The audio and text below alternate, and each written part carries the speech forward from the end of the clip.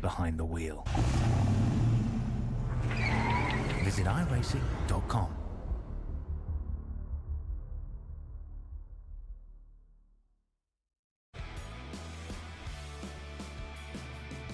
Live from Bristol Motor Speedway, the last great Coliseum. It's that time again. It's time for the Average Joe's Sim Racing League live here on Green Flag TV. Welcome everyone, my name is Derek Watson. Welcome in here as we begin yet another week of this exciting NASCAR Gen 7 or Next Gen series. As you see here, my name is Derek Watson here in the booth. Got Christian Hill pushing all the buttons down in the booth, making me look and sound good as we prepare for this 175 lap race. Well, we've seen a lot of great moments from this league so far. We've seen winners. We've seen Terrence Murphy win last week. We saw lots of beating and banging, and more of it will happen tonight here around this beautiful bull ring that's only a half mile in length. So here we are working now just a few weeks into this long season. We could take a look at the series schedule and you'll see what's upcoming. We're about ready to hit into a bit of a short track run here. Looking to the left side of your screen, January 19th, Bristol Motor Speedway. Next week, Rockingham, and then Dover. 2 more tracks, a mile or less in length. Then we go to the big one. We go to Talladega on July 17th. Then we have Phoenix, the Glen, and Pocono to take us through the end of July and August. And we wrap it up with Richmond, Atlanta, Darlington, Chicagoland, and Homestead as we'll wrap up this league on September 11th. Well, as we now begin our 5th week of the season, let's take a look at our points and see where everyone stands here. And we'll take a look and see who are the points leaders. I see Terrence Murphy, last week's winner, 130 points, is 7 points ahead of Michael Weaver, his teammate. Then Michael Harrington's back at 121. Then there's a big jump back. Art Mellon, 89. Stephen Blevins, 88. Todd Ingersoll Jr. back in 87. See Dominic, Sheen, Blair, and Guerrero round out your top 10. Then Milam, Chase, Smith, Straminsky, Wilson, Adams, Moore, Webb, Akari, King Wright, and Dino Jackson round out your top 20. So top to bottom, about 70 points-ish, roughly, between 1st and 20th. So with many races to go, this is not settled, but a gap is quickly forming in this points format. Drivers currently getting their last bit of comments from race controls. You see the track map here, just a little over a half mile in length, 4 corners. This track originally opened back in 1961. Pit speed is a crawling, slow, monotonous, difficult 30 miles an hour. And the banking, of course, progressive, 4 to 28 degrees, depending upon what part of the track and what part of the corners you are at. So welcome in here to Bristol, Tennessee for the last great Coliseum. Well, here we are, just another night of night racing. These paints are going to pop, the lights are going to hit them, they're going to shine, and hopefully the stars of Average Joe's Sim Racing League will do just the same. Well, let's go and take a moment as this night begins and go and thank the sponsors who make this race happen. Let's start with our new series sponsor. That's Grill Masters. At Grill Masters, they understand the passion hunters, wildlife enthusiasts, and steer farmers have for creating thriving deer populations. Their deer mineral supplements are carefully formulated to provide the essential nutrients deer need for optimal health, antler growth, and to attract them to your property. Whether you're looking to promote year-round health or simply encourage larger antlers development, their products are unmatched and they provide great quality and great results. So thank you to Grill Masters for stepping in as a series sponsor. Then also for tonight, this race at Bristol is the Alan Ray Thomas Memorial 175. So Alan Ray was born as the first grandson into the family. He filled so many voids in the family that nobody knew they had. He was only a short 6 months was spent with him, and he was literally at many houses for many visits and overnight stays. He was the happiest little guy ever, loved his SpongeBob and football, and always had a smile showing with his beautiful face. He made any day the brightest day ever. That comes from Austin Norris, who is sponsoring tonight's race for the Alan Ray Thomas Memorial 175. See that little adorable photo? Unfortunately, It's a short life, passed away 2/9/25, so we'll race tonight in his honor. Well, here we are on track, and I believe qualifying is now kicked off. We're about a minute in. Many drivers already setting some laps here around this course. And I believe Michael Harrington already up, well, right now on the provisional poll. Not done yet, as names are going up and down the board. Harrington, Terrence Murphy, Blake Hewlett, John Sheen, Travis Hunt is up there, and many, many more. Welcome in here to the commentary booth, as now we'll take a look on track and see how everyone's doing. There's the 2 car, and I think he's parking the car after getting his couple of laps in. Look at Bristol. Look at it under the lights, how beautiful it looks. Now we'll come in here, take a look at this white and blue car, and we'll see him get around the track here. Now, drivers will have different opinions. This is a track really where I think, depending upon the setup, depending upon driver preference, everyone has a different idea of how they want to get around this track. And we'll see another car come off the pit road here and see if he wants to make his lap. Now remember, we're using that single pit road format, so no matter what stall you're in, everyone enters pit road off of turn 2. They come all the way around under that blue line and exit off of turn number 1. So we'll watch here as the 23, and I thought he was going to help. I guess not. Just kind of playing around the pit road. We'll hop over to the 57 and see what the 57 has in store for us. This is that beautiful paint scheme. Look at the lights just popping at Bristol. Bristol night racing is a whole different animal. You see the virtual fans packed into the stands. Excited to see it happen. Here's the 57. It's going to come on around here. It's going to run the bottom of the track. It's going to track up here. Now back down into 1 and 2. Look how quick these corners happen. Needs to get back up out of the back straight, closer to the wall, build all that speed he can. Down into 3 and 4. It's going to ride the middle here and come around. We'll see if we can get a timer on the 57 and see how that lap is going. Around the middle of the track. Now, a lot of drivers will tell you the top lane's really been dominant here in the most recent iRacing builds of Bristol. That's been the dominant run. But you see this patriotic scheme going around the 57. We'll wait and see where he appears on the board. That's Austin Norris, by the way, the sponsor of tonight's race. And his time, previous lap is still going up, so we're not sure we get an official time there for the 57. Now this scan at Bristol was new as of last iRacing season. That Victory Road right there is accessible if you know how to get there. It's been one of the fun things for drivers of the most recent iRacing races to find that Victory Road and park up there. It's a difficult space to get into. Once again, welcome back to the commentary booth here. We've taken a look at timing and scoring. Only about 30 seconds or so left. And we are excited to have everything going. So here I am, Derek Watson in the broadcast booth. Excited to have you guys in here on Green Flag TV. Welcome in here for another exciting night of racing here on the channel. Well, about 40 seconds or so left in qualifying. We'll make sure we thank you guys for coming in. Remind you, every night of the week here on the channel, we have exciting racing. Tomorrow night, the Bolt Racing League is live on the channel. Nolan Ripple on the call. Saturday night, myself and Emmett Crow will be on the call for the SRA NAS Classic Series. Sunday's a triple header, ASRL, the Blazing Pedals League, and the IndyCar Series, all live on Sunday. So many, many great races to follow here. So I want to thank everyone for hanging out. Thank you very much for hanging out in the YouTube chat as well. We'll be interacting in there as the night goes on. So again, thank you for all you do and for watching our coverage. Well, qualifying has wrapped up. The grid is set. And in just a moment, we'll take you through tonight's starting grid. Michael Harrington did take the pole to 14.434, and he has Blake Hewlett on the outside by just 5 thousandths of a second. Back in third is Terrence Murphy in that Cincinnati Reds machine with John Sheen on the outside. Then Josh Rebel in that number 20 car has Brian Cook on his outside, 87, one of the league admins.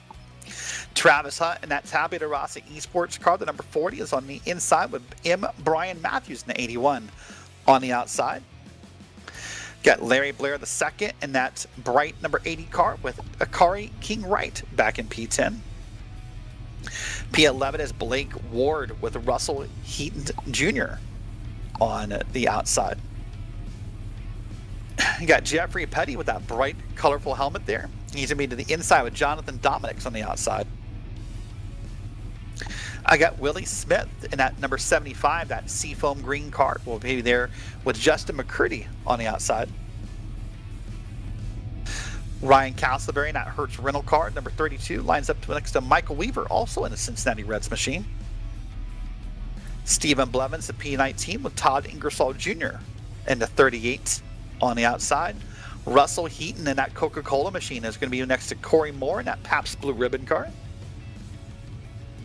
Fred Chase in the black and green will be next to Kevin Burns, number 99. That's 23rd and 24th back in row 12. Douglas Ivey, number 55 of that Bass Pro Shops car, is with Justin Day in the P26. 27, Austin Norris, tonight's race sponsor, but Daniel Jackson out there in P28. 29th is John Milnes with Roger Thomas in P30. Moving back here, 31st, 32nd, Art Milne with Jason Rushing. 33rd is Jonathan Proctor in the 10 car with the number 66 in a different flavor of the Liquid Death car of Bridger Webb. Dan Adams in that Green Bay Packers, a little bit different paint scheme this week, is with the 52 of Joshua Holt. 37th, 38th is Brad G with Corey Marshall on the outside, P38 in that black car, number 36. 39th is Mike Presley, and to the outside of him in P40 is Austin Oliver. Well, that's a look at the top to bottom of tonight's starting grid here. Thanks so much for hanging out. 2 pace laps is what the field is going to complete here before we go green for the first time tonight. This track is fast, it's wild, it's crazy, it's exciting, and I'm excited to see what we can produce out of the Average Joe's Sim Racing League. So we're going to add one more pace lap here into the mix. Race control has determined that the field is not quite bunched up the way they want to see them bunched up, so they're going to add one more pace lap in here before we go green for the first time. I want to thank you again for hanging out here on Green Flag TV. The sights, the sounds, the excitement of Bristol. Look at it here, a very cool 69 degrees Fahrenheit on the track temp. It's 11 o'clock virtual sim time, a very late race here at the Bristol Motor Speedway. But it's now Harrington, Hewlett, Murphy, and Sheen around here. So a lot of talk's been made in the past couple weeks about getting these restarts checked up, getting everyone grouped in together. Race control will not let this race go live until they are comfortable that the field has done so. Going green this time by is the word from race control. The pace car will make that left-hand turn. It will do it a little early just due to the way the pit road works here. And we'll leave it for Michael Harrington to find the green flag. Happy you're with us. Happy you decided to hang out in the YouTube chat. We'll talk to you guys throughout the night and say hello all night long. But here we go. Green flag racing from Bristol. The pace car is going to make that pass here. The Budweiser car is down, and green flag is in the air at the last Great Coliseum.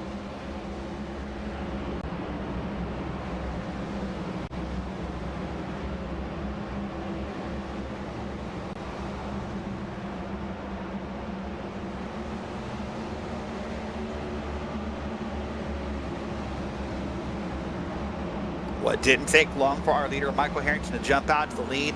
Already made one lap, working on completing the second one. Already found the back of the field, by the way. You saw a couple of lap cars back there. Meanwhile, this is the battle back in the field. This is Travis Hunt outside that black and blue, now ahead of Russell Heaton. These guys are racing hard, and it cautions out for the first time as Michael Harrington has the first. Oh my! Fastest lap, I was going to say. And I think everyone checked up okay. You saw it get a little touchy there between Heaton and Hunt. But I think we're good for our first caution here at Bristol. That's a car King right turned around. And now it's probably going to go a lap down, see if the Irish can let him back around. They do. So he'll stick on the lead lap here. Could easily have been lapped there. But it's going to get around the leader. We'll wait and see what happens when we load up our replay.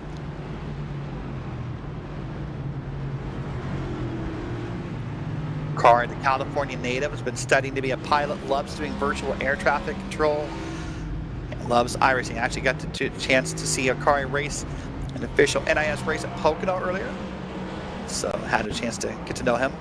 Let's watch this right here. It's the Car King right up top, And just got a little squirrely off the corners, maybe a little happy on the throttle, spun it around. Now let's see if anything else happened here. Kept it off the wall. Look at that, a car king right. That's great skill. That may not seem like much. And look up top. This will be that little moment we saw here in a moment. Yep.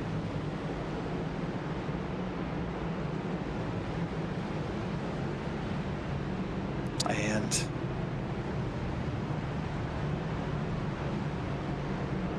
all right, well, race control has already went ahead and made a determination of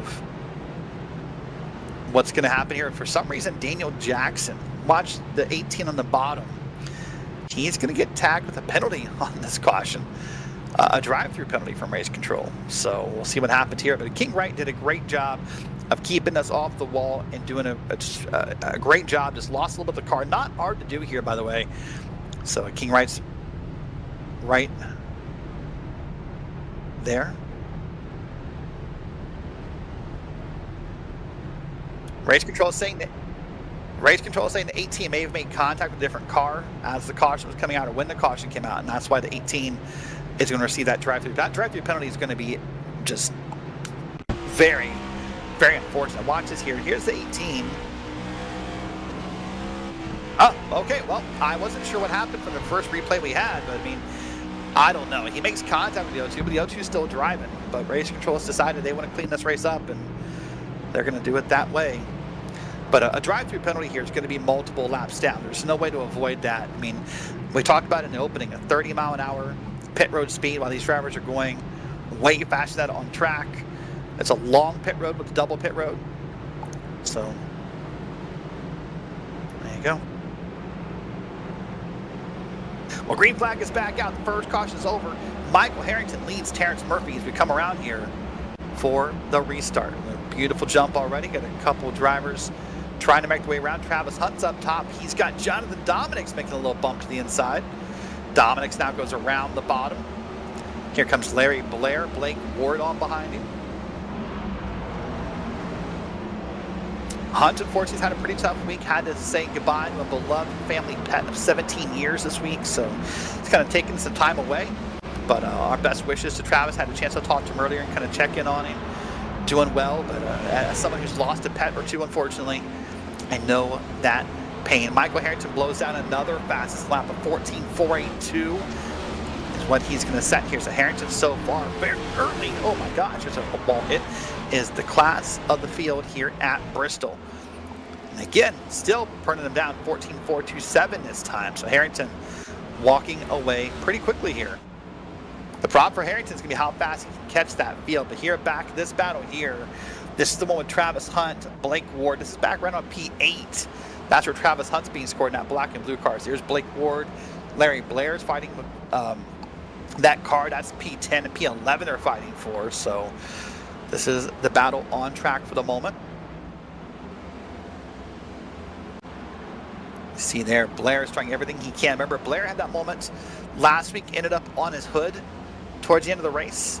Maybe it was 2 weeks ago, ended up on his hood, not able to finish the race. So he's just trying to have a couple good races, maybe score some points here, have a better run. He's going to go ahead and back out of this run, get behind that car now, and see if he can make something happen. That's Willie Smith in that black and green machine he's chasing down. And a lot of drivers will tell you that ripping the top of this track is the fastest way around here. And a lot of drivers prefer to do it. It really is easier. You want to pass here by kind of digging into the bottom and sort of slide jobbing back up, just if you want to use that word in that way. You keep hearing small little bits of contact across the track, no incidents, no cautions, a little beating and banging. Maybe Ryan Castleberry may have been involved with one a moment ago, but all is still good. We're still green flag racing, as now Larry Blair is passing Travis Hunt, who's falling through the field. Moving up a little bit here, this is Willie Smith. This is that black and green machine. Caution's out. And we're waiting to see where that caution is. There it is. It's that Green Bay Packers car. Adams and a couple cars have to scrub the wall. But Adams does the right thing. He sits still and does not move. And that may seem counterintuitive to some, but that's the right thing for Adams to do. Sit still, let the field get around you, let a small gap form. There it goes the pace cars. They're possibly getting lapped here, and Adams is going to hop it down pit road and get it off the track.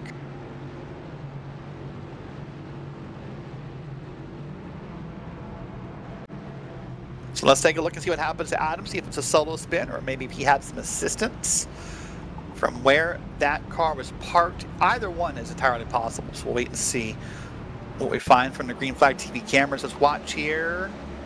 There's Adams up in the wall. Comes down to the corners, gets a little tag there from the 57. That 57 is Austin Norris, by the way, a small tag, and then that 12 car had no way to go. Russell Heaton just had to run to the back of him. Adams on a round. You see a bunch of cars getting by in the bottom. And caution is out for the second time. As boy, cars got really close there. Austin nobody up against the wall. Whew. One of those Cincinnati Reds cars. Then it was Weaver that got up top there. I wasn't sure which one that was. This is going to be a different cars view. This is a 36, Corey Marshall. Let's watch this view here.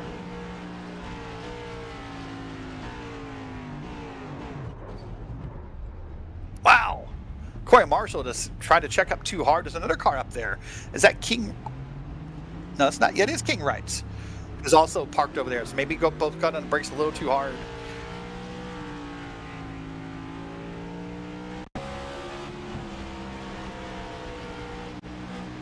So race control is determined.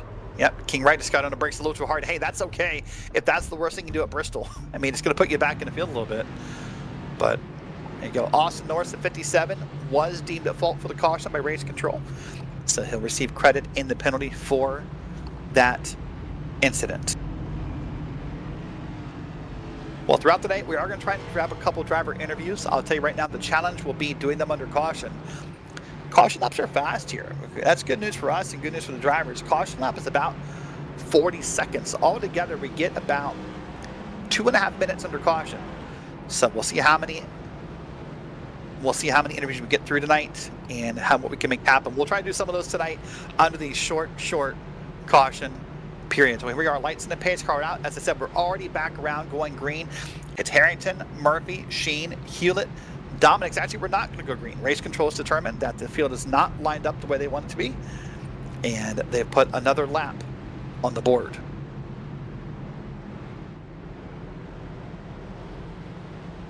So, well, I guess I'll go ahead and take a moment and point out that paint scheme for Terrence Murphy. You see him up there in that Cincinnati Reds machine. Himself and his teammate are running paint schemes about that, because here in August at Bristol, there's going to be a real-life baseball game.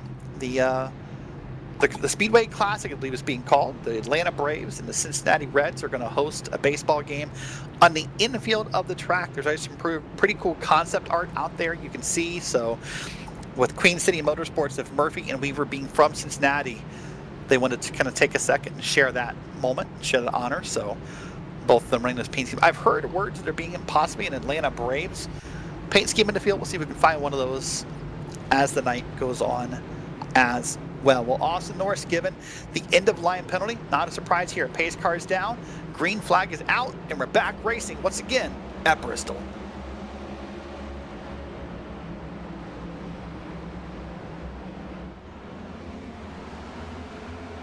Well, Harrington again pulls away pretty quickly. He's already caught the back of the field, or will be catching the back of the field pretty soon. This look right here is John Sheen back in P3 with that black car with the red and white logo on it.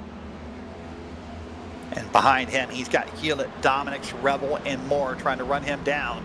You see there's different lines being used. Now in real life at Bristol, they use different track compounds to try to make the racing lines more even. iRacing, we don't have that. You said to figure out what works for you, what feels most comfortable. And boy, look at that. Josh Rebel wiggled out of the corner and lost the spot to Jonathan Dominic.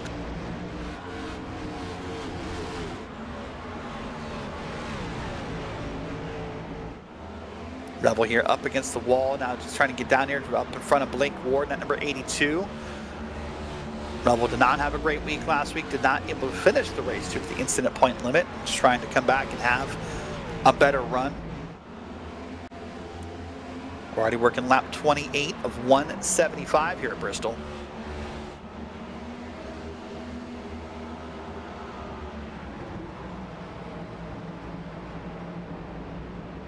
Oh, caution's out again. That's going to be your third or fourth one of the evening.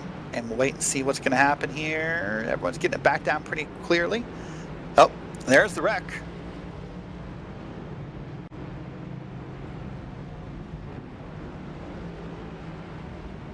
All right, well, we will take a look. There's Russell Heaton Jr. involved, I think, in the wreck here. That number 60. So we'll wait and see what may have happened here.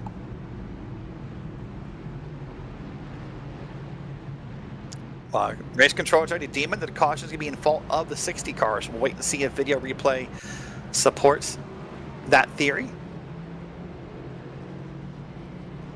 Being told there may have been a little bit of connection issue or a blinking problem with why the 60 is being deemed at fault for the wreck. So we'll see what happens in this replay here. Let's watch it here. This is going to be before the caution. Oh, there it is. There's the contact with the 12. Well, let's see what's going to happen here. There's a 60 comes up. Tags. So the 60 and 14 has a little bit of a connection problem, and that's going to be why we don't see the rest of this wreck here. But, oh, I mean, there he is up on the wall next to the 2. So race control's team, it's going to be the 60 car who made the contact. Oh, hello. There's the 38.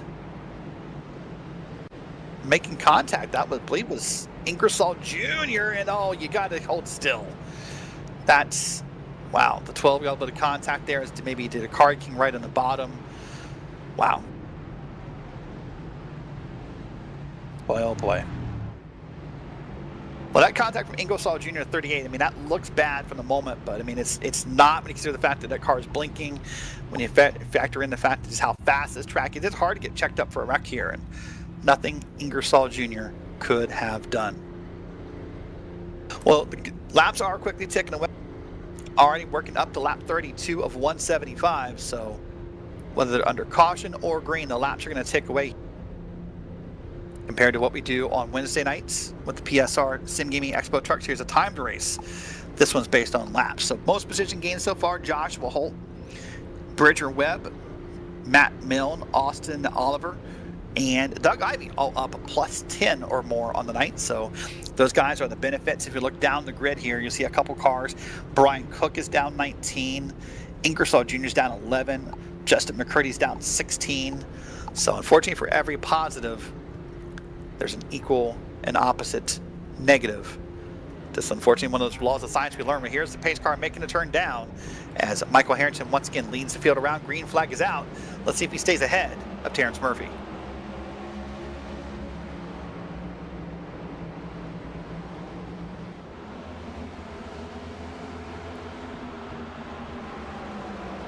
Well, there's the 9 car going on around and having a good time. That's Blake Hewlett in the 9. It's got Jonathan Dominics up ahead. It's got Revel to the inside. Oh, hold on, caution again. We're not going to get a good read over here for a little bit. And we'll have to see what happens here and what may be causing this wreck. Oh, there's King Wright, slow again. A big wreck. We saw the Hertz rent-a-car involved in there. A few more names involved. Boy, that's a big wreck. They're still turned around here. And the problem here is that as you're trying to get around here and follow the pace car, there's still a big wreck on the back straight.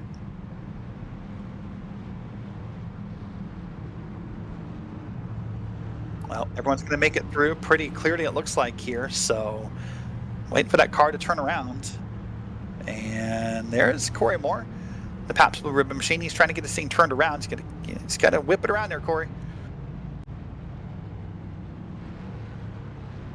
There you go. Use that banking. Around, he's got to hurry up or he's going to get lapped by the pace car here. Well, let's go ahead and we'll wait for the replay machine. There it is to queue up. Let's see what's going to happen. There's Corey Moore up in the PBR machine. And we'll wait and see. He's going to have the 18 behind him. Oh, there's the 57 is the car that was spun first, and then everyone kind of piled into 18. The 32 made big contact with that 32. That is Ryan Castleberry. But then the 57 of Austin Norris was the first one I saw turned around here. And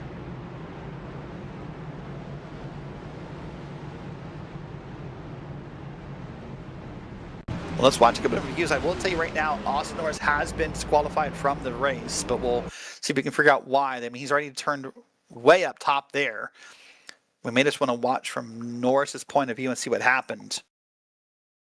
But Norris already gone from the race. And boy, there's nothing you can do here. I mean, the 36, the 60, the 95. Again, it looks bad in slow-mo.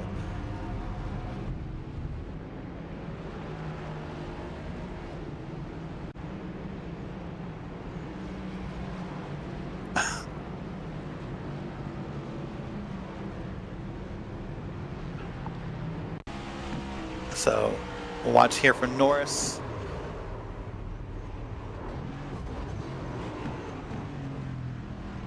Wow, I mean, it just goes from there.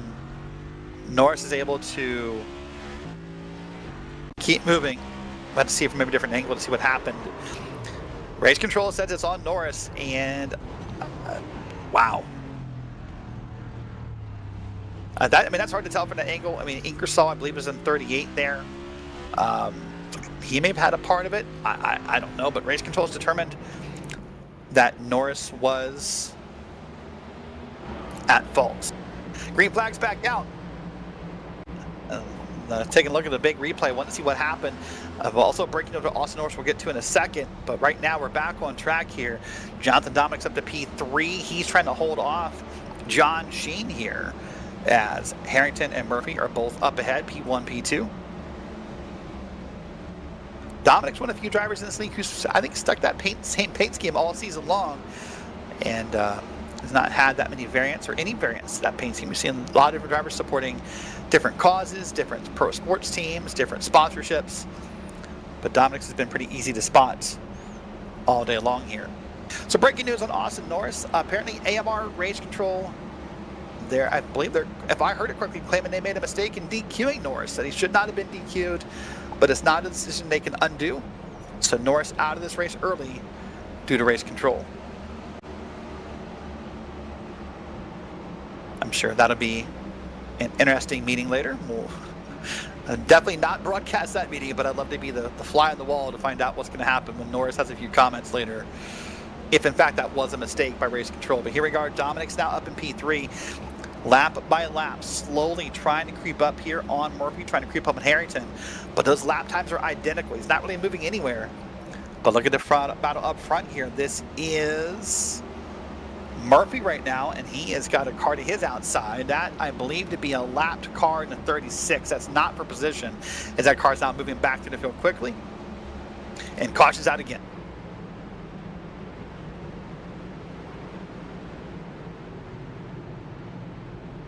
Being told the wreck is in turn 3 from the spotters we have around the stadium. There it is. That's Blake Ward. Oh, and we're good. All right, track is clear, so one of our smaller wrecks of the night possibly, but we're now working yet another caution here at Bristol.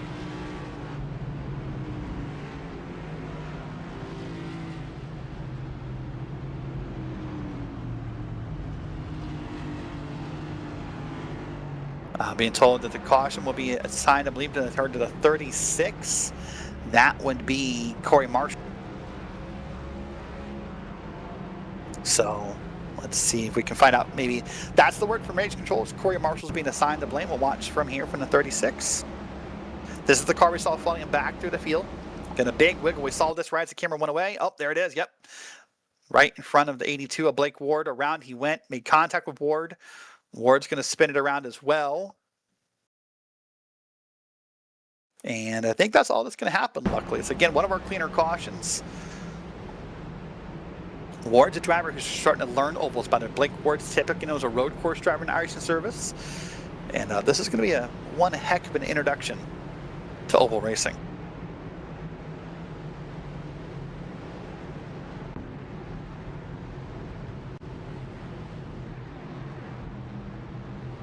Well, here I'm working caution. Again, you see a couple of cars on track. Looking right there at Willie Murphy in the 75. He is currently lined up. Willie Smith, pardon me, in that car P5. So he's got now Willie Smith, Blake Hewlett, Michael Weaver, Josh Revel, and Doug Ivey. And then Larry Blair, the second rounding your top 10. Willie Smith here, but we can move back to the Doug Ivy car.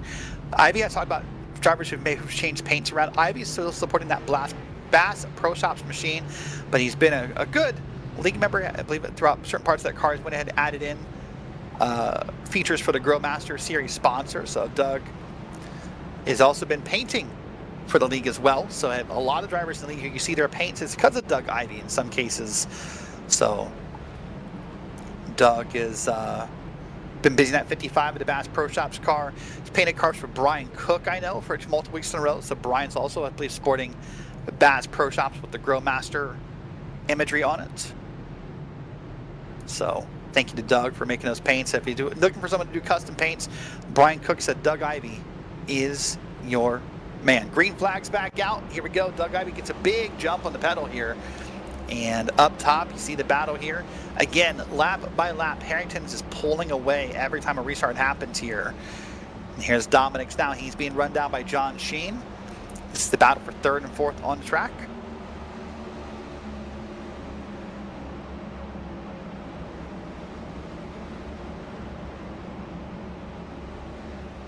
Let's see if we can get a good green flag run in here, see what may happen. There's Willie Smith's going to possibly think about moving to the outside and making the pass, but not quite yet. Needs to get a little closer here.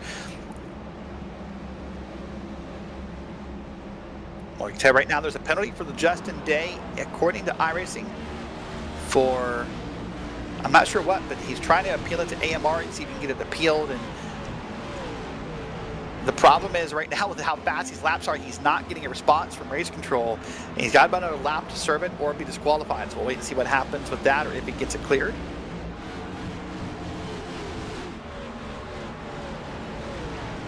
And I think right now at the last moment that he did get it cleared, so it sounds like he'll race on. No penalty served for the 101. Looks like it was just maybe a black flag from a moment of not everyone gridding correctly. And now again, here we are working a little bit of a green run here. That's Travis Hunt in that black and blue Tabula Rasa eSports machine. He's currently running back here in the field. He's running back out, I believe, just outside the top 10, running a P12. On the bottom of him, that's going to be Art Milne making the pass. Milne was a dig into the bottom deep. He's going to run it side by side to the corner. This bottom lane is the correct lane for passing. But if Milne wants to make the pass stick, he'll probably have to move up that track so he can pull up ahead of Travis Hunt and make it work here. You see Hunt's able to hold off the field due to that outside lane, getting that better run out of the corner and back up here to the 2 car. However, this is going to be Michael Weaver, part of Queen City Motorsports. He's running P11 right now.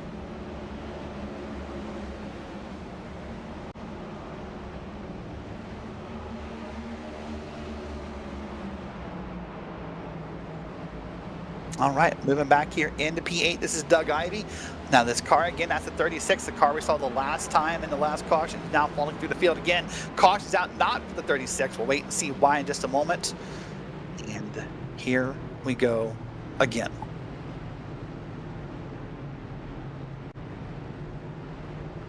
Wait and see if we can get word. Oh, there it is. Well, there's at least a clue. Daniel Jackson at 18. Spun around, doesn't mean he's the cause of it. Maybe just a victim. We'll wait and find out. But parked in a pretty peculiar way there. Typically, you don't get parked kind of inside the wall like that.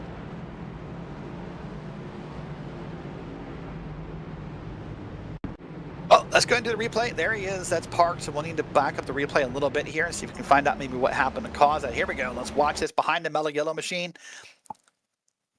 I don't know for that angle. I think maybe he got loose before the contact with Adams.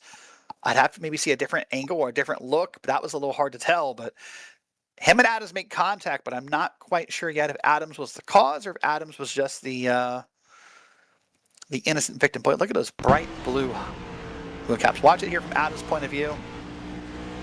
Wait and see what happens. There's the mellow yellow car. And I don't know. That's going to be a little hard to tell. Wow. Well, I can tell you right now, Dan Adams was given the end-of-line penalty, so obviously race control has deemed him to be at fault.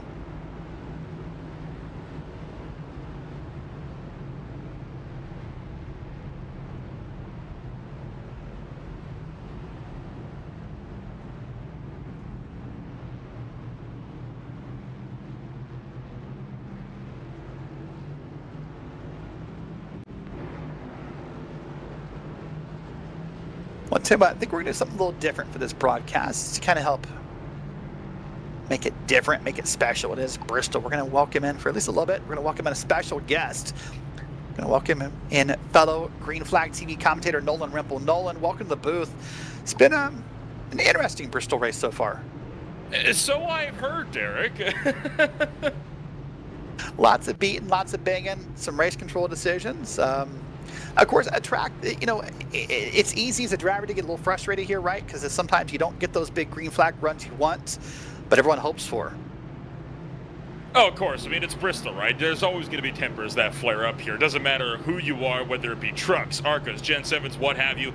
Anytime you come here, you're going to get some kind of drama. Green flag, though, coming back up in the air this time. Yeah, green flag's back in the air this time by. Quickly they happen here. We've been watching Dan Adams on an EOL penalty, but here we go back to the front. John Sheen quickly gets passed by Willie Smith. Smith up 11 spots tonight. Really, every time we come to that car, he's been making some moves, Nolan, and there's a big bump from the 55. Oh my gosh, that was to Blake Hewlett, who is falling through the field like a rock. Huge bump and run on an attempt on that one. Double file all the way back throughout this field as this pack is just absolutely going at it. No clue on how long this is going to last. Hasn't lasted too long so far, but hey, you never know. This could very well end up going one of two ways. Either we get that green flag running there, or we're going to be behind that pace car again before too long. Yeah, too long. And Hewlett, by the way, credit to him, because that was a big bump. He was probably about, 30 degrees sideways, and then saved that car, no caution. So credit to Hewlett, credit to the field for making it happen. As we now watch Blake here, I believe it's Mike Presley behind him in that black, or that blue and white car. And then on back, there's some other drivers in the field. So we're watching different battles happen here on the screen. And for the moment, a little bit of a good 2 wide, almost 3 wide battle in Nolan. Bristol, 3 wide's not a common phrase. 3 wide at Bristol, not a common phrase, and it's usually followed up by, oh, we got one in the wall, right? I mean, it tends to be how this goes, and I mean, a 4 wide, I've seen it once. It ended about how you would expect. Yeah, I've seen it a couple times. You're right. It doesn't end that well. Here's the battle on track. This is the 52. This is the 9. They're still battling. This has been a good battle here. The 9 trying to creep his way around, trying to use that bottom lane. But I was talking earlier, Nolan, here at Bristol in this current model, if you want to pass here, you have to kind of get down on the bottom and make the pass up quickly to kind of, I hate using the word slide job, it's so overused, but I think that's what you have to do here at Bristol. And you don't have much of a choice with the Gen 7 cars. You got to make that move stick, and it usually revolves in a big lunge into turn 3. If you can keep it out of the outside wall in 4, you might be able to get something done. You talk about that battle for the number 12 spot. Blake Hewlett has driven away from behind, and he will not be able to make the jump on hot caution is out. This for Corey Marshall, who's got around in turn 3. There he's parked, so Corey Marshall, not the first time we've had that name used with a caution tonight. But he's got it down off the track, so we should be able to get this thing lined up pretty quickly here. We'll wait and see once the replay machine proves the point with that very simple black machine. Very little colors or icons. Pretty simple. But boy, look at that back end. That back end is scuffed. Yeah, it has seen better days. Oh, there's the front right, maybe too. 36. Oh boy. Looked like, I'm willing to bet he probably went in nose first into the inside wall with the right front and then kind of spun it back towards the racetrack. So probably the front and the back. We'll take a look at the replay here. So that 36 car comes off the corner. Oh, he got some help from behind from the 94. No. Oh, sorry. This avoided him. This is in turn 1. Sorry. That's okay. No, it looked really probable. Like that was what was going to happen. Oh, there it is. Oh, the 55 again. We saw that earlier. So he had help, just not from the 36. Yeah, that's Doug Ivey from the Bass Pro Shops tracker machine, and boy, but that could have been way worse, Nolan. When you have a car spinning like that at Bristol, kind of doing the top spin, or the pirouettes, whatever you call it. Watch it here. He has no idea it's coming. He's going to get up the track, and this is the corner before. Sorry, I'm a little ahead of myself. But watch what's going to happen here all of a sudden. He has no idea this is coming. But this is 36 because the 55 just ran him over. It looked like Corey Marshall checked up to avoid going into the outside wall to me there, Derek. If he kind of slows up from about 118 down about 114 on the mile-an-hour counter, and Justin McDuffie has been given the end of the longest lap penalty for that incident. Yeah, that's the 48. I don't know how that... Or potentially not for the incident. Could be for something. He hasn't even yeah, that's all I know. We're being told by race control that we're deeming this a racing incident between the 55 and the 36. That's become a trend of calls in this league in the past couple weeks, and one that race control gets to make that call when they deem appropriate. But racing incident will be the call. So we've already lined it back up double file. Once race control is happy with how this field's packed together, we're going to go green flag racing once again. Well, the person probably the happiest Nolan with all these cautions is Michael Harrington, because he has led every lap, and he has amazing restarts on these jumps. You watch it here. It's just the gap he finds here, and he's kind of backed up the field a little bit, waiting for the pace car to pull down. And Harrington is just about ready to step on the pedal. There's the green flag, and look at that amazing jump. Time and time again, he's gotten it. Travis Hunt's going to get a black flag here. We'll see what that's going to be for. I believe it's going to be for some cars in the back not getting lined up. We'll see if that gets cleared. Joshua Holt looking like he potentially has a similar issue there as well. So in the meantime, the top 4, top 5, clean and green, jumping away from the field. I thought for a moment we'd have a look for the second place spot. Terrence Murphy, you ride on board, by the way, with the back of Michael Harrington. And Murphy really trying to close to the back of Willie Smith and nearly got the look to the inside in turn 4 that first lap back. Yeah, Willie once again running up here in P2 now, up 13 spots on the night. One of the bigger movers, pardon me, of the night is happening here. You see the sights and sounds of Bristol as we go around here from the onboard view of Terrence Murphy. See, this place is packed. This place has been hard spots to find, or hard tickets to find for many, many years, and it continues to still be a very popular track on service here. Willie Smith, this is an onboard from the back end of that, what do you call it, Nolan? Is that seafoam green? Aqua? I would just call it light blue, honestly. That's so basic. I like that about you. That's all right. Fair enough. You're talking all right. about somebody that doesn't know the difference between red and crimson, okay? Fair enough. You're Canadian. Look at a little college football, and we'll teach you what red. There's red, there's crimson, there's scarlet, there's all kinds of reds in college football in the States. We'll teach you about it at some point. But here's the battle. Murphy and that Cincinnati Reds machine is trying to catch down Willie Smith. Wants that spot back. But right now, Smith is doing a good job of holding him off. What they're both doing is falling to Michael Harrington. Each time by, Harrington has a faster lap. Oh, and is pulling away as Murphy to scrub the wall. Of course, the Cincinnati Reds, I believe, planning on playing at the Bristol Motor Speedway. Is it this year, or was August, that last year already? No, that's this year in August. You're good. There we go. So how about that? I mean, could not have had a more perfect paint scheme. He did make that look to the inside of Willie Smith. Wasn't able to commit to the fight for a second. He's into the wall this time by in 3. Yep, so these guys doing good here. Seeing the big gaps through the field, by the way. It's maybe finally starting to spread out a little bit. Maybe. We'll see if that continues to be the trend here. But we're working lap 87, almost about halfway through this race. Is now we start that process where we count down the laps here soon, Nolan. And for a driver, that right there feels good when the number goes down instead of up. And we're right about at the halfway point. Might be just a little ways over it. Hold on, and we got a caution out. And I think Daniel Jackson potentially on this one, right in front of the leaders in that T-Mobile number 18.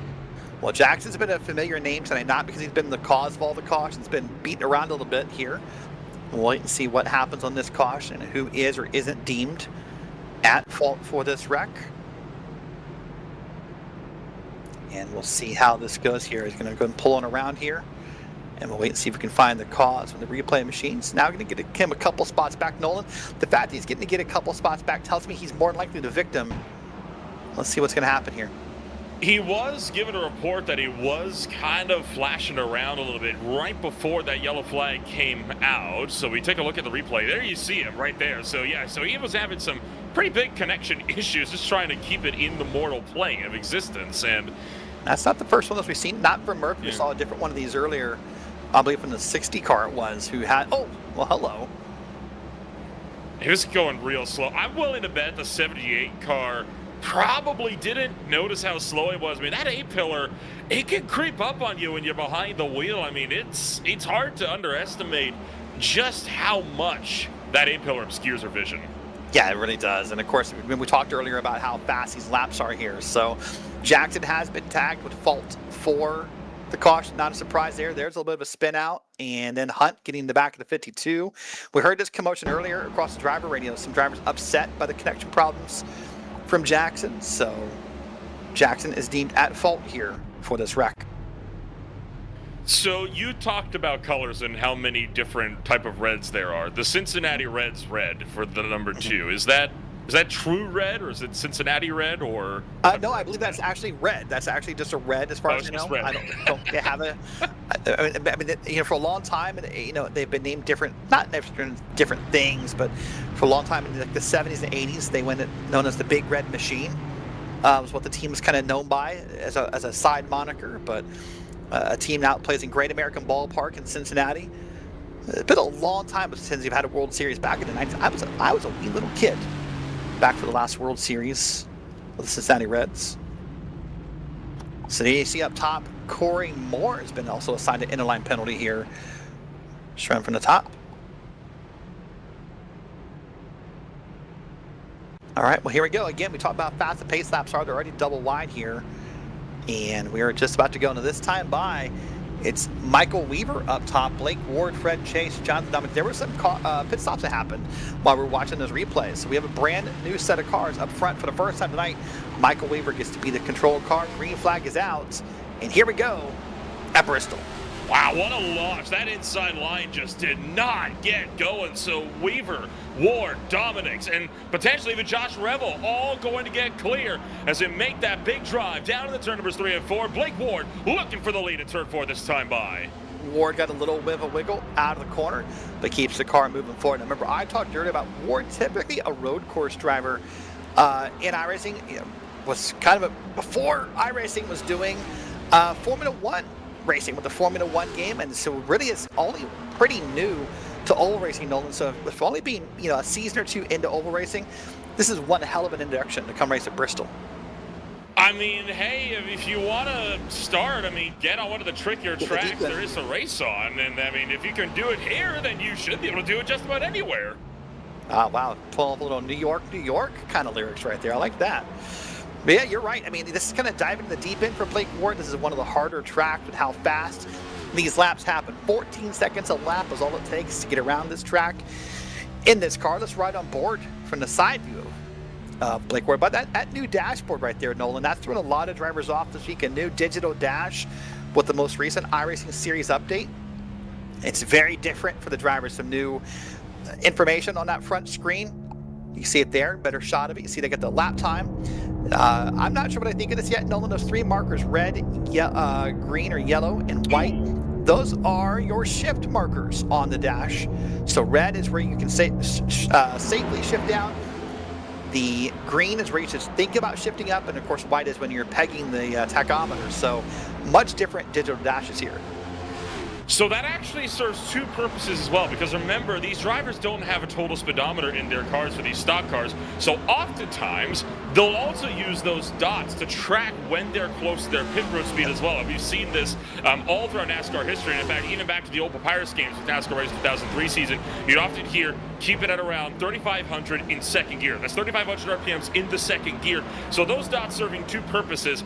I have mixed feelings on them being used as a shift indicator, much like we see in pretty much every type of GT and open wheel racer nowadays, but I think they still serve their purpose just fine for pit road. Yeah, and of course this is now the digital dash, by the way.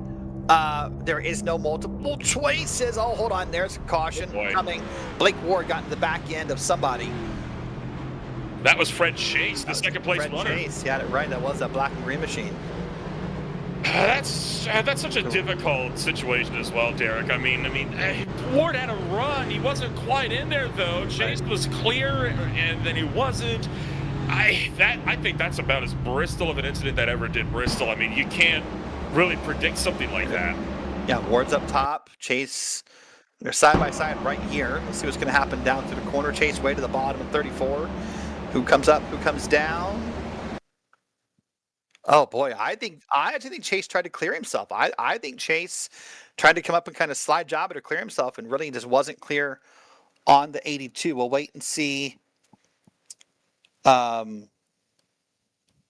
may happen there. By the way, Daniel Jackson removed from the server. The 18 car is gone. By the way, Oh boy. note.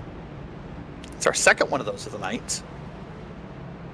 So we'll wait and see what happens here. But I think 82, in my opinion, did nothing wrong there. I think he was running his race, and then someone tried to clear his nose, and it just didn't work. Wait and see if race control agrees or what call they make as this goes on. Well, here we are now, working lap 105 of 175. Tick tock, tick tock. These laps are quickly falling. Oh, sorry. Race control has deemed this to be a racing incident. I feel like that's about the right call. Again, it's such a hard decision to make, right? I mean, the run you get off the top is so much more extreme than you get off the bottom. Now, if this is a bigger track like Las Vegas or Kansas, you can predict it a whole lot easier. You can't do that, though, at a track that's only a third the size of those bigger mile-and-a-halfs.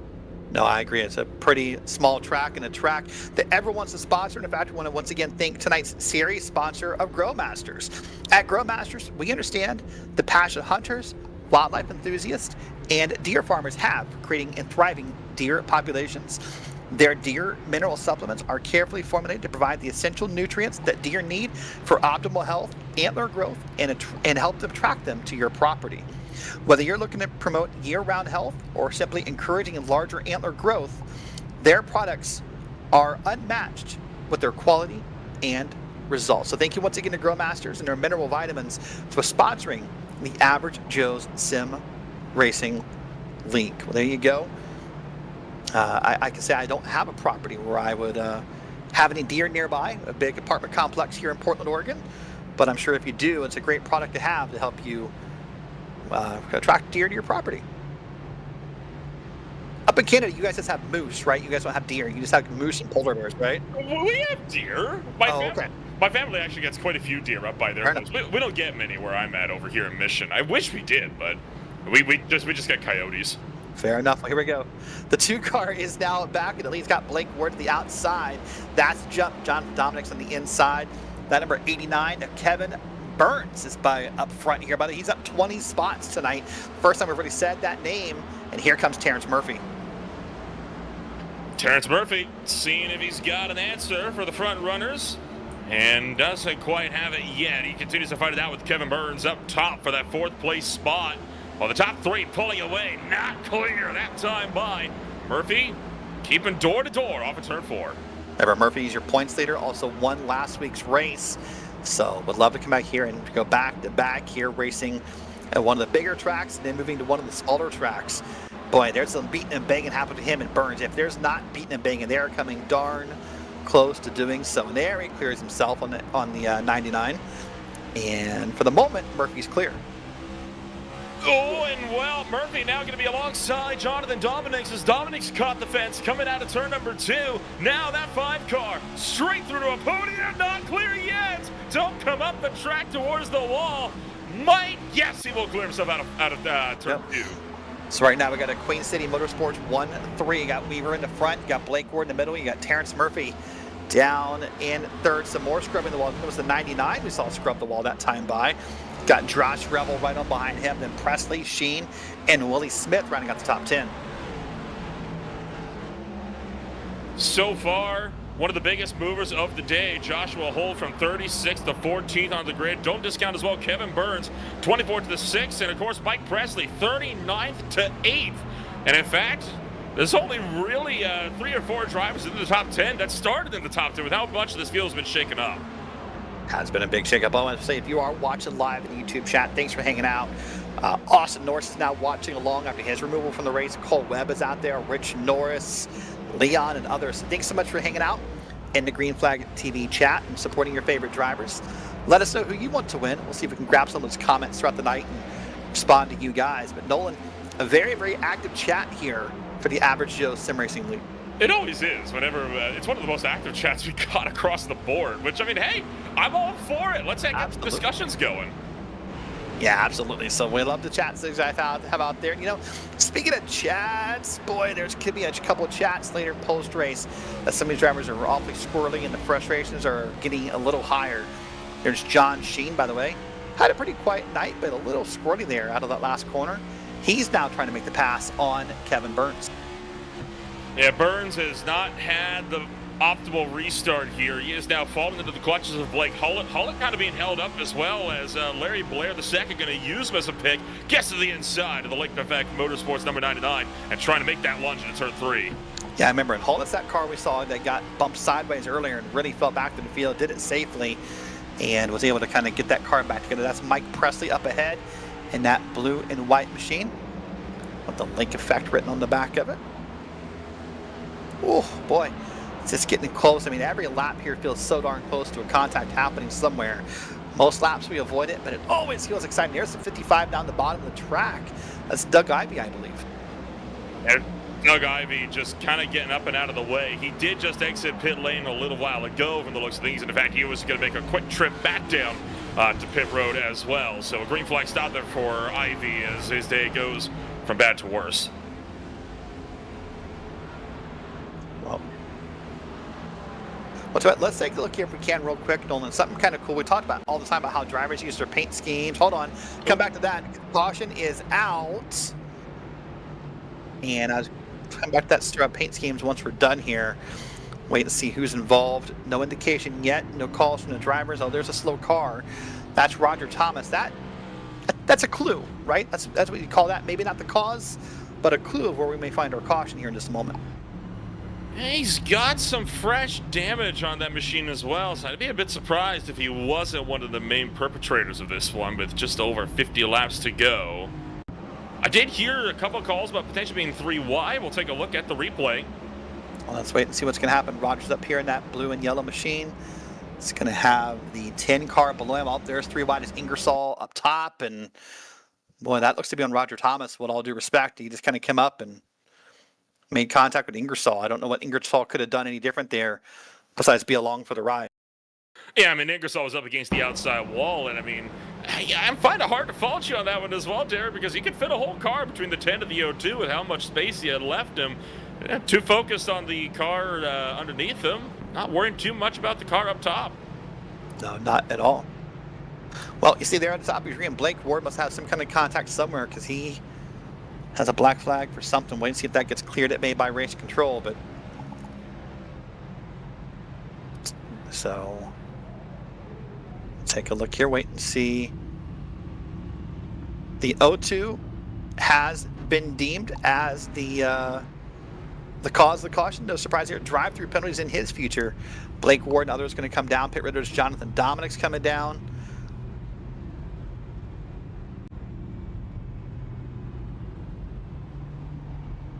So Blake Ward into pit road right now. Michael Harrington continues to lead the way in that bud number 6.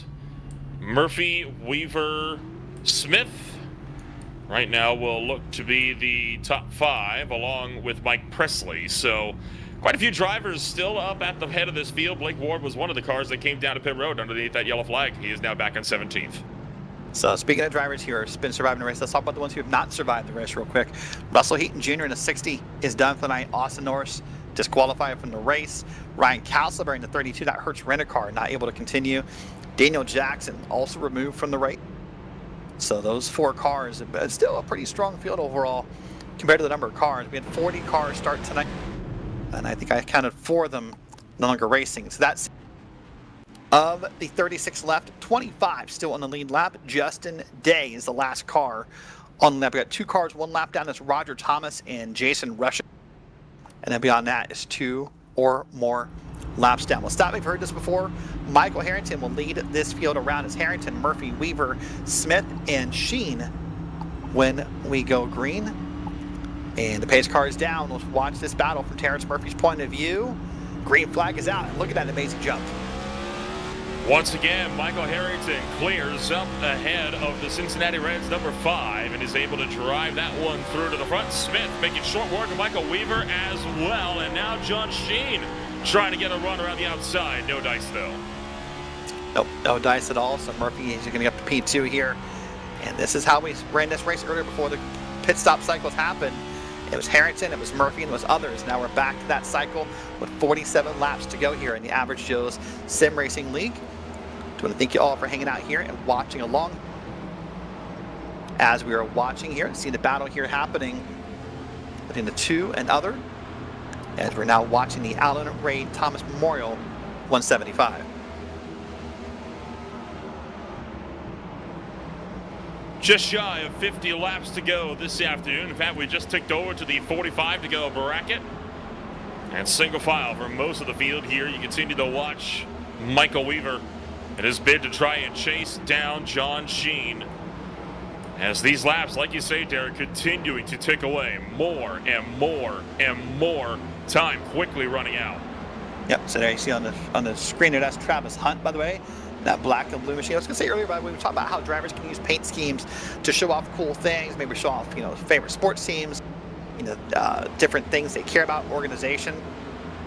Well, one of the cool ones, if we can move back to the 66 car in Bridger Webb.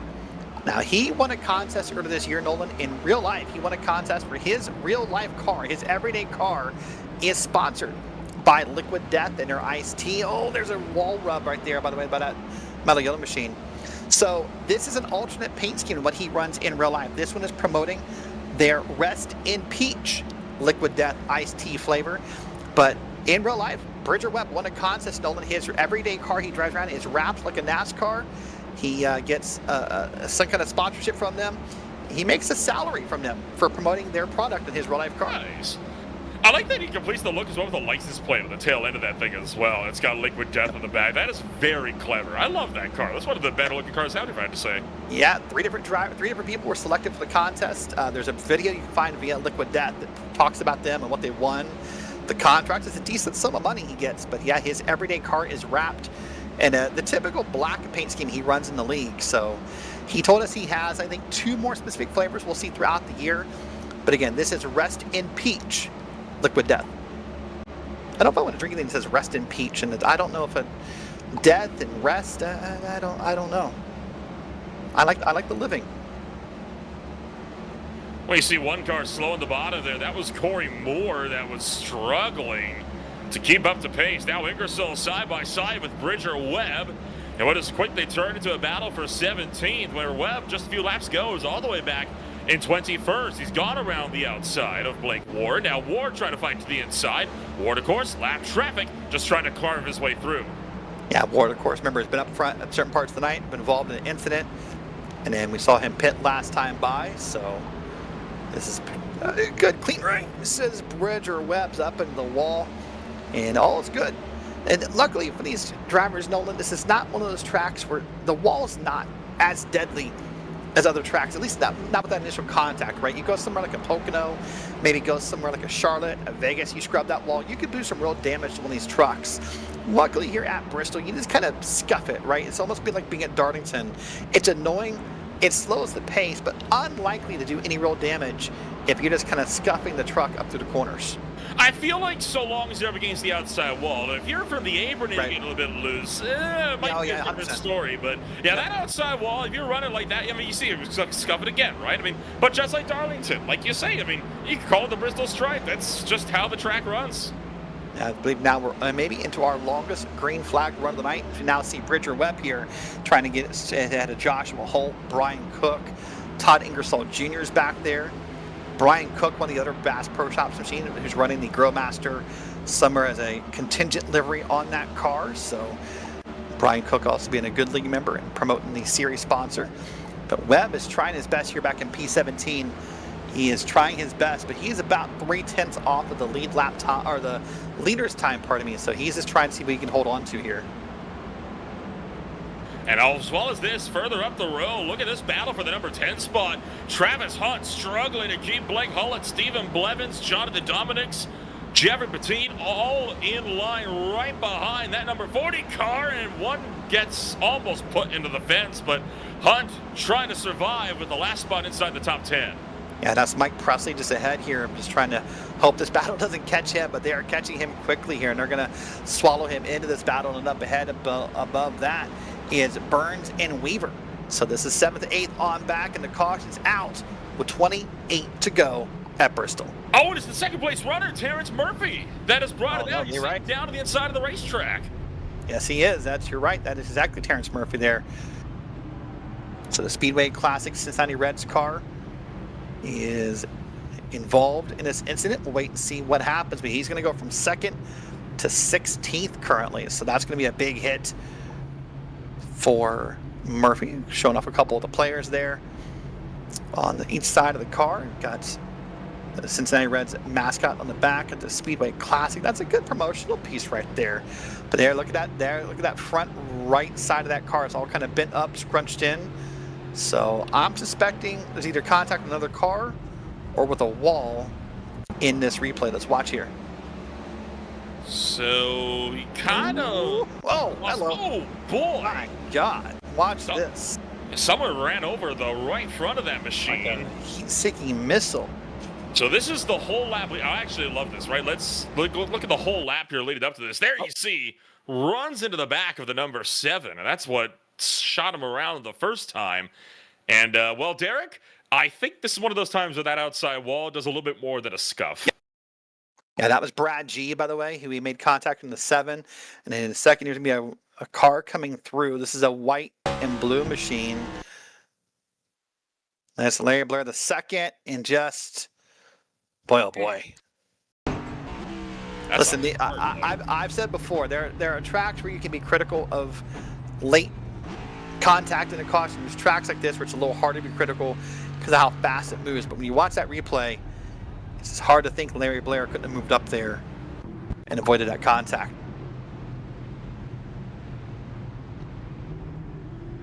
Well, likely these pit stops are happening now are going to be 4 repairs. Terrence Murphy down pit road, so Larry Blair right behind him. But any driver right now who would make their pit stops, you have to think this is the last one unless you get some kind of damage. You're not going to give up any more track position. You're not going to probably need any more gas after this. Whatever tires you have is what you have. So I would suspect here with about 24 laps to go, this should be the last set of pit stops. Waiting to hear from AMR, from Race Control, to see what they're going to determine to be the cause of this caution. I think it's pretty obvious it's going to be on the Terrence Murphy, but I don't. Yep, actually it was. They have assigned Terrence Murphy the end-of-line penalty, so not a surprise, Nolan. He's the cause of the caution, according to Race Control. And with that, we will restart this race with 23 laps on the boards. Fred Chase now leads the way for the Alpine Stars. Number 9 Chevrolet takes off in the restart zone. Not a good launch, though. Kevin Burns fighting back up top. Yeah, this is maybe the closest restart we had all day. Now, for that said, Fred Chase did get a moment up ahead here now. Chase, by the way, has led laps in the past couple races, has not finished as well as he wanted to, but it's Chase, Burns, and Blevins, your top 3. And trailing on to the battle for that top spot, Blake Hullett as well, still trying to see if he can get it in there. Single file for 1st, 2nd, 3rd, and 4th, and double file for about 8th on back. Well, here we see now Blevins under attack, and that's going to be Blake Hewlett, who is going to be just coming in the back of that picture at times and creeping kind of in there. But right now, this movement with Burns, or with Blevins, pardon me, and Burns is the battle, but the caution's out again, now with 20 to go. Well, there's not the car. That's a car coming down pit road. That's Mike Presley. I don't know if that's going to have anything to do with it or he's just pitting as the caution comes out. I think 73 of Jonathan Proctor may be involved based upon some of the conversation we're hearing. So we'll wait and see what comes of that. It was Mike Presley in the number 100 car that caused this one. Well, wait and see what we find in our Green Flag TV replay machine. And I believe it's going to be Mike Presley is going to get loose coming into the pits, is what Race Control is saying. And that's going to be the cause of the caution. Wait and see if the replay confirms that. It comes down to the bottom of the track. It's just kind of half and half on the banking, and whoop, around it goes. And just could not get it down fast. And he tried. I mean, the worst part for him, Nolan, see those red lights that flashed right as he came down pit road? That's a closed pit road. I commend him for committing to the bit, so to speak. But you should have went around again. Yeah, probably would have costed him far less had he done that, but that's a shame, right? I mean, that's a situation in most cases. I don't think that would have been a yellow had he managed to keep it on the apron, but yeah, the second he slid up on the racetrack, leaders were coming around, iRacing says, oh, nope, that's a hazard. Gotta throw the yellow for it. And that may look simple if you're watching it, from home and you're just kind of saying, hey, what happened? But you see all those things they do at Bristol. They bring, they've brought Tony Hawk out to do skateboarding on this banking. They've done the bowling gigs and pre-race. So the banking here is pretty sharp. We talked about it in the pre-race, how it's transitional banking. So when half of your car is sitting on a flat banking, half of your car is sitting on a 20-degree banking, you're going to unsettle that car and make it pretty upset. And that's going to cost Garmo. Look at the sights here of Bristol from our blimp cam, one of our chopper cams maybe. As you see the beautiful stands here all full. You see the Jumbotron at Bristol. At times, Nolan, not anymore. This was one of the bigger screens in all of racetracks as far as that big Jumbotron that hangs in the middle. And I've seen photos, by the way, I'm not signing up for this. There are people who get harnessed in and work inside that Jumbotron during the race. They control that video board from inside. There is not enough money to get me to sit up there in the middle of the race and work in there. You are kidding me. No way. I've seen it. I'll see if I can find one out later, but I've seen it. Just no, no, absolutely not. It sounds like our producer, Christian Hill, is stoked by this. Maybe he wants to sign up for it. I'm not signing up for it. I'm stoked by it. That's the best seat in the house. No, that's all. You're inside the video boards. All you're going to see is the cameras you're watching from somewhere else. I have a problem with heights for the record, so that's not happening. Nope, absolutely not. Fred Chase can lead us around here. We're back 1 to go.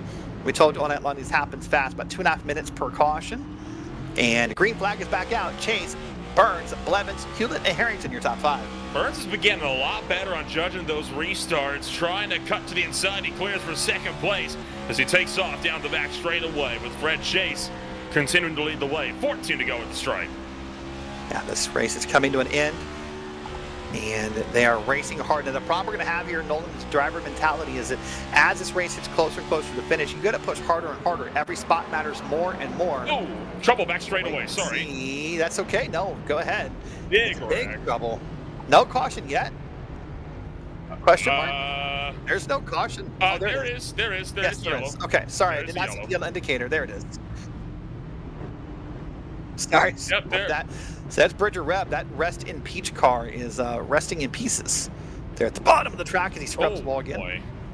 And that all started with a late lunge from Joshua Holt into turn 1 that kicked this whole thing off. He made the attack on Brian Matthews, and it was just a chain reaction from there. I'll get a view of that in just a moment here. You see Blevins going to go on by. Here's that car you're talking about. And oh yeah, that's a pretty late lunge. You're right about that. It hits the back end of the 81 car. They're both about, 25, 30 degrees. And here, oh, look at him. John Sheen was sideways. Travis Hunt made contact. Bridger Webb comes sliding in. Oh, barely makes contact with one of those Cincinnati Reds cars. Look at this, 2, 3, 4 wide wrecking here at Bristol. Yeah, about, I would say 8, 9 cars easily getting caught up in that. Oh boy, a huge hit to the back of the 23 in the middle of all of that. Wow. Well, yeah, that is the back straight there. As you're waiting to see everyone's going to get lined up, and they do.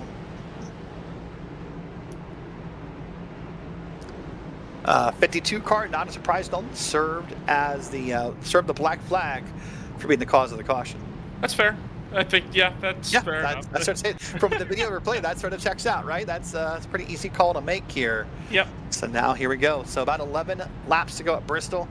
So it's going to be Fred Chase leading that car right there. That's the car that tail end of the lead lap. He'll get to go around at 1 to go. And I don't know, Nolan, with how powerful the restart is here for the leader, it's hard to think anyone will run down Fred Chase. Fred Chase has been a force to be reckoned with since he has gotten up there. The problem is, unlike other drivers, he really has not been able to get much in the realm of get away from these guys on the restart. Yeah, it's been hard here to do that. So right now, I mean, I think the person who's done the best is the car on the outside and Kevin Burns, where we had that restart, what, 1 or 2 cautions ago, where he was able to kind of, you know, keep up for a second. So we'll see what happens. Your lights on the pace car out, hopefully for the last time. We'll restart with 9 to go. And race controls were in a good formation, so we're going to go green this time. Green flag is out. Fred Chase is the leader. 9 laps to go from the last Gray Coliseum. Chased from Burns, from Blevins, from Harrington and Hullins as they take off towards turn number 3. A little bit of a bump drop there to the back of the mellow yellow car, but help propel him a little bit forward. So he's now battle for 3rd and 4th. And now we're here quickly, and he's going to tick away about every 15 seconds, another lap off the board. But Fred Chase has pulled away quickly and cautions back out with 8 to go. Well, that one didn't take long, and Going to be the Bridger Webb, I believe, is going to be involved in this caution. Not sure he's the cause of it, but I see he's currently parked down to one of the corners here. Yep. oh, again, it's been a tough race for Bridger, hasn't it? It really has. But look at it. Look at those hubcaps. I don't know why I didn't notice that before. That's some style points. You got the kind of the gold there to match the front of the paint scheme, so he gets back up on track here. Hot take: colored hubcaps get slept on way too much. It depends. For this time, it looks nice. There's times to color hubcaps. Maybe not the best look. Let's see what's going to happen here. And we're waiting to see what's going to happen. There's going to be contact between the 10 and the 66. And I don't know, Nolan. Those guys kind of came together. And boy, they're both going to get up on the track here. Who's going to hit who? The 55 barely avoids the contact. The 66 gets down off the track. And I think somehow we avoided any bad contact there. Yeah, somehow. I mean, again, I feel like that's kind of one of those 50-50 situations. You know, Proctor was drifting up, and unfortunately for him, Webb just didn't track out to the wall like he anticipated. Now, Webb is not... He doesn't have to go out to the wall. There's nothing that says he has to, but it's one of the situations, right? Don't be surprised if that decision comes back to bite you. All right, racing incident is the word from race control. We kind of thought that might have been the call. So no surprise. I mean, again, that was pretty close. I mean, there's times when I think racing incidents is an overused term in iRacing, but I'd have to say if you want to make like a dictionary, reference or, a definition. That's a good example right there of a racing incident, I think. I think a good thing to note, right, when it comes to racing incident versus actual incident, if you want to put the blame on somebody, you need to, really be able to commit to say, yes, I believe this person was at fault, and you have to be able to do so without much of a doubt behind you. Yeah, sort of that old U.S. criminal case law, preponderance of the evidence is sort of what you're looking for to make that call. But in this case, there is no evidence, and so it's going to go down as a racing incident. Well, lights in the pace car are off. We're going to go green with 3 laps to go. We'll see if this is the last time, or if we need to use one of those green-white checkers we have available to us in the Average Joe Sim Racing League. Can Fred Chase win? Can someone else beat him? We're about to find out. 3 laps to go as Fred Chase jumps on the loud pedal. Another yellow flag will put this race into overtime. Blevins and Burns getting into it, and Burns almost being run over by Harrington. 2 to go this time by Burns. Hit again in the turn 3. Wow, how they survived that is amazing. Here we go, 2 to go now. Popsicle sticks from race control. Car way to the bottom, spun out, and cautions out. Overtime is on the menu. First of 2 attempts for this one, and that was, the 5th place runner, Blake Hullet. Boy, Hullet, for the second time tonight, is going to go back through the field. He seems to be about around P18. We'll wait and see what happened. I just was watching the battle up on the top of the track and looked down, and there he was spinning round and round and round. Not sure what caused it yet, but we'll see what happens here. He's got that ghost energy paint scheme on the car. We'll see what happens and what kind of scary moment this might have been for him.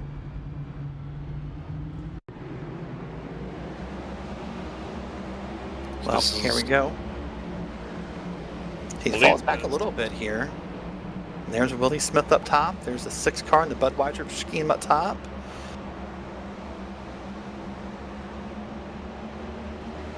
And just drifted up into him.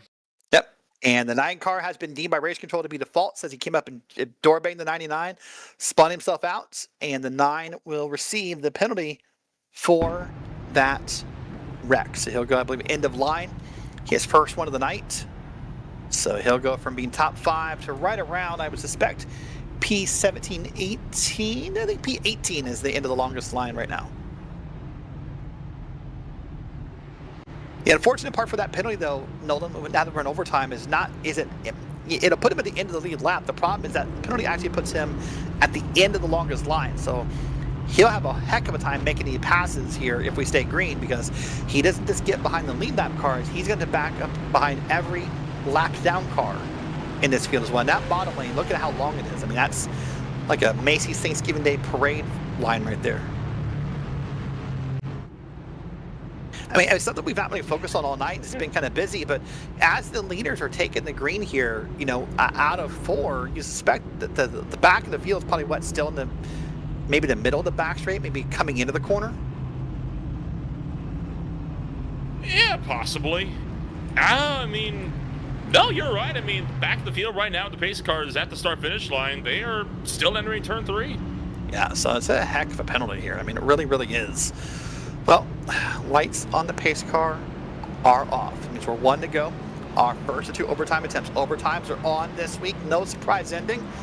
We are going to have both overtime attempts here in the Average Joe's Sim Racing League. Hope you had a great time tonight watching us here at Bristol with the memorial race we're holding here, put on by Austin Norris. Austin, thank you for the sponsorship, as we are about to see what happens at the last Great Coliseum.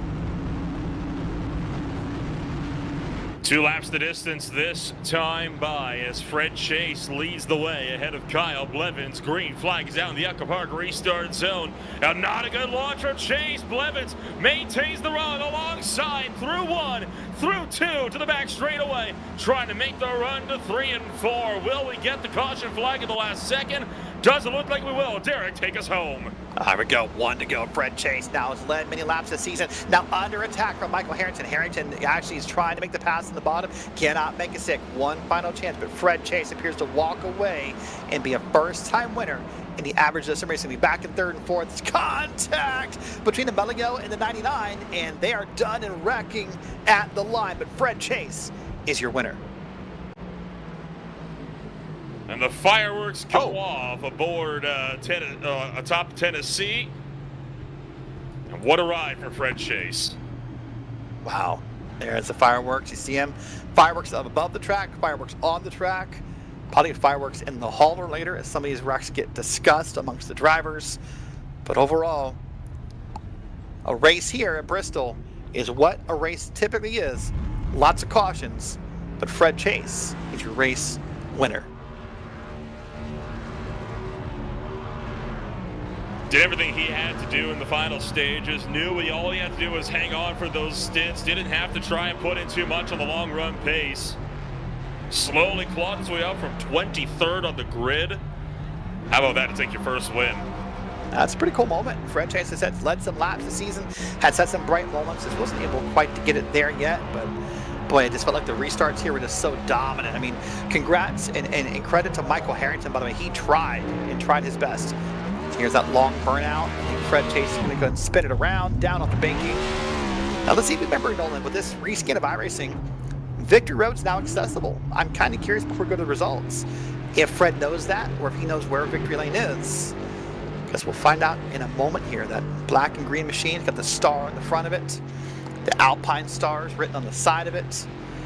This Victory Road, unlike Nolan, unlike maybe Michigan or Auto Club, it's not as easy to find. You have to kind of know where it is. You have to drive up a little ramp and see what happens. By the way, Akari King Wright, you saw the top of him, was DQ'd at the very end of the race. Incident points, those 20 points caught him right at the end of the race. But Fred Chase, I guess, doing the old outlet quickie. And hey, what a better place, or really it's not a better place, pardon me, than Bristol to make that happen. Well, doesn't look like he knows where that road is or doesn't want to go there. So Nolan, we're going to take a look at our unofficial race results. Get them loaded up here on our screen for the Alan Ray Thomas Memorial 175. Fred Chase is your winner by 0.2 of a second over Michael Harrington. Kevin Burns is in third with Willie Smith in fourth, and then Steve Blevins back in P5. John Sheen, Justin Day, Todd Ingersoll Jr., Josh Rebel, and Jeffrey Petty round out your top 10, Nolan.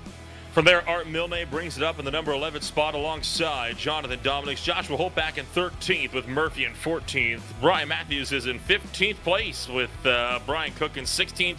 Michael Weaver in 17th, and Blake Hullett, the last car in the lead lap, in 18th. Presley finishes 1 down with Austin Oliver finishing 2 down. Moving back to P21, Doug Ivey 2 laps down, as is Jonathan Proctor, Bridger Webb, and then 3 or more laps down. Akari King Wright, Jason Rushing, Blake Ward, Roger Thomas, Brad Gee, Travis Hunt, and Justin McCurdy back to your top 30.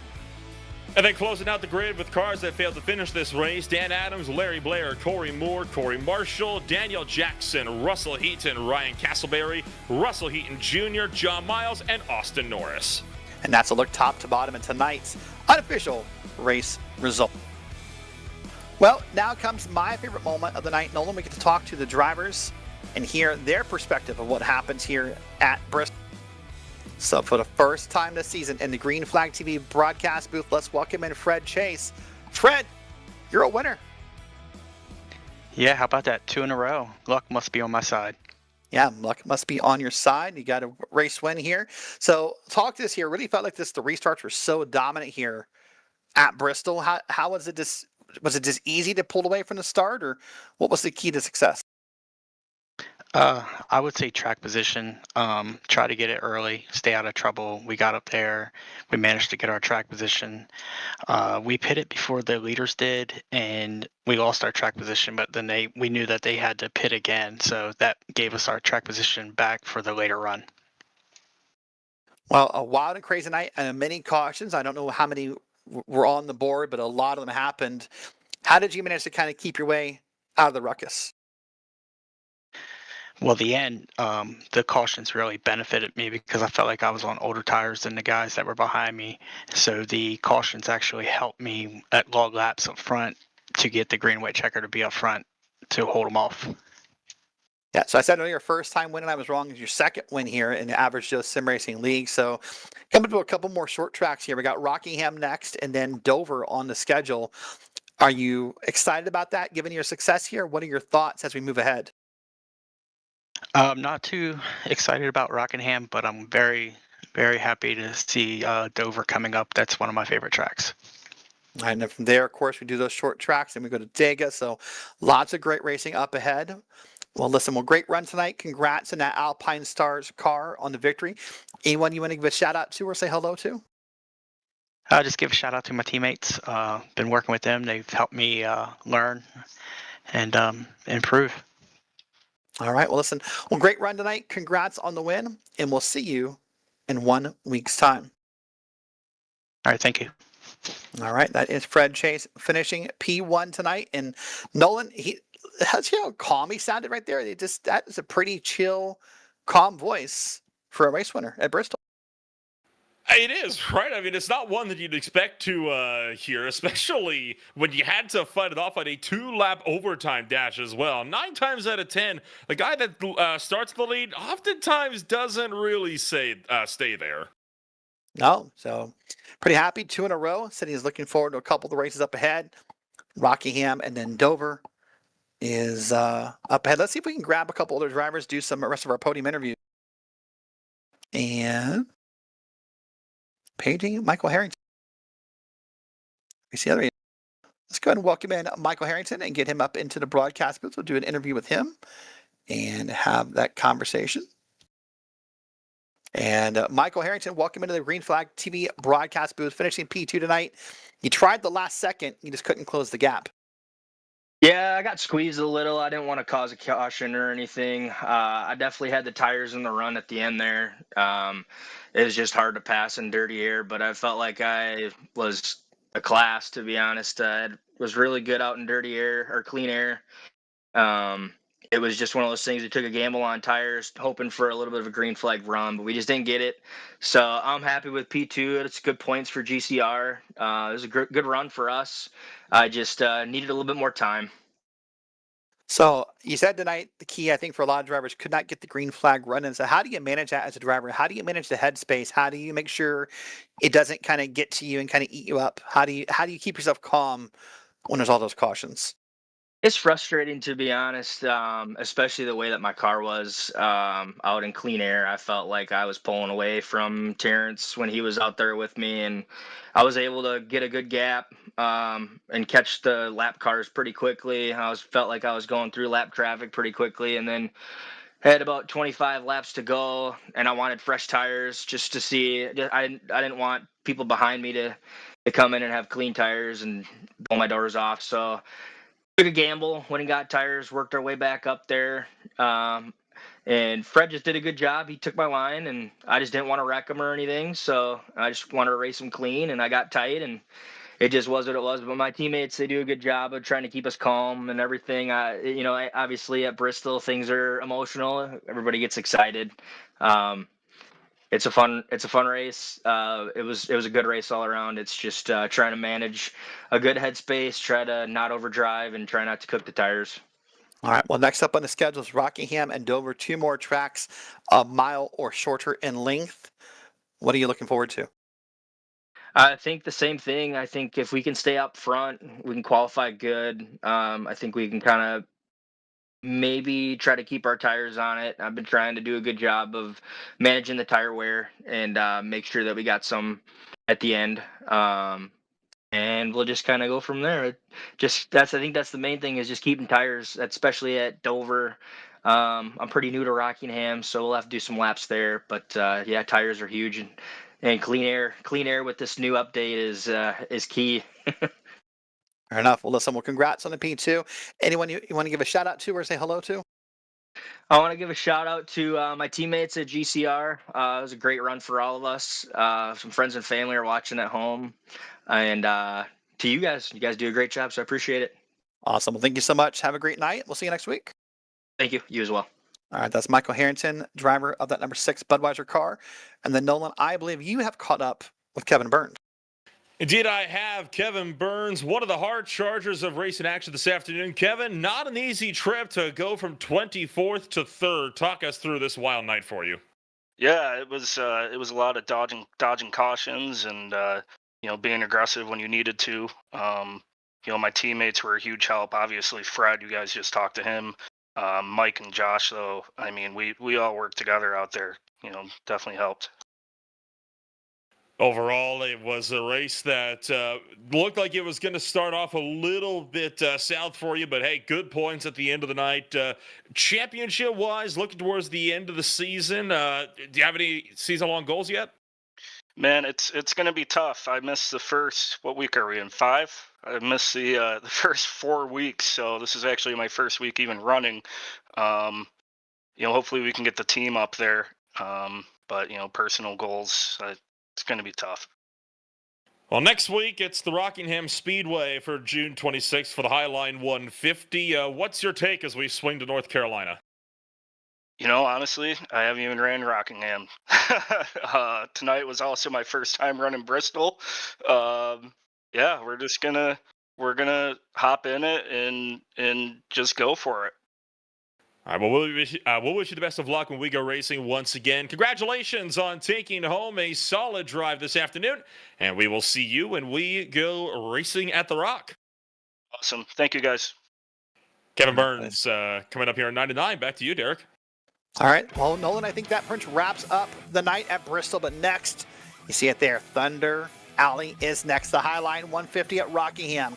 1 week from tonight, June 26th, starting at 8 p.m., live here on Green Flag TV. Well, Nolan, I suspected the moment, the word of the night was bumps and beats and banging. There'll be a little bit more of the same next week at Rockingham. But for now, for our producer, Christian Hill, for Nolan Rimple stepping in and helping out in this race, I am Derek Watson saying congratulations to our winner, Fred Chase. If you miss any part of this race, you can catch this race and every race on the Green Flag TV YouTube channel. Thanks so much for watching. Have a great night, and we'll see you in 1 week at the Rock.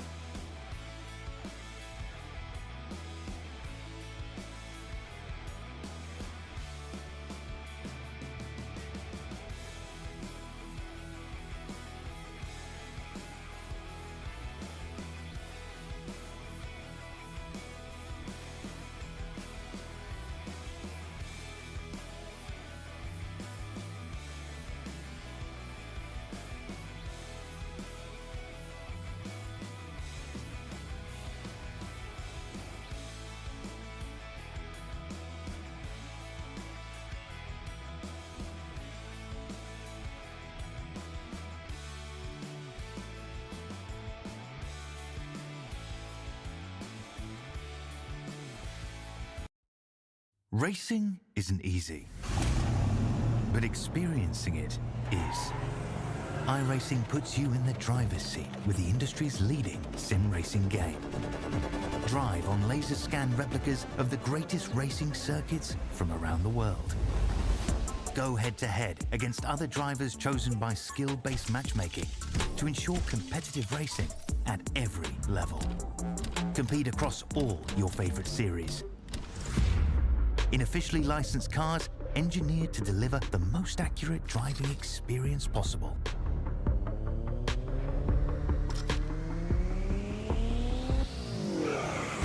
Join a race or host your own with players from across the globe.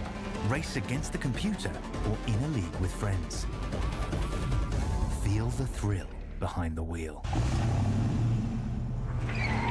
Visit iRacing.com.